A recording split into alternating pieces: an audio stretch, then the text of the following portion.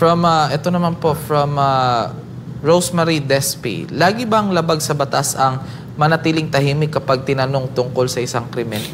Ang silence sometimes makatulong, sometimes hindi.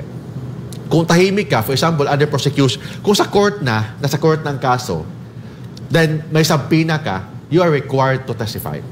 Kasi kung hindi ka mag-testify, pwede ka mademanda ng contempt of court. Kung may subpoena. Pero kung doon pa lang sa prosecution stage, kung tahimik ka lang doon, hindi ka pwedeng ipilitin na mag-testify. Lalo na pag you can invoke right against self-incrimination. Same also sa Congress, sa Senado, tanungin yung isang contractor, pwede ang contractor magsabi ng right against self-incrimination kasi constitutional right naman niya yan.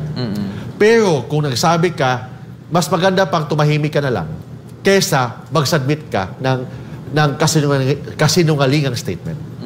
Kasi kung tumahimik ka, pwedeng dalawa statement yan. Pwede kang, wala lang, hindi ka nagsalita. Tahimik ka. So, pwede yan hindi gagamitin ebidensya laban sa'yo. Pero kung nag-submit ka ng ebidensya na kasinungalingan, may madimanda ka pa ng perjury, madimanda ka ba ng obstruction of justice. So, para sa akin, mas okay pa ang silence kesa mag-submit ka ng kasinungalingang mga statement. Kasi pag nag-submit ka ng kasinungalingang statement, naka-notarize pa yan, perjury yan, madibanda ka pa additionally ng obstruction of justice.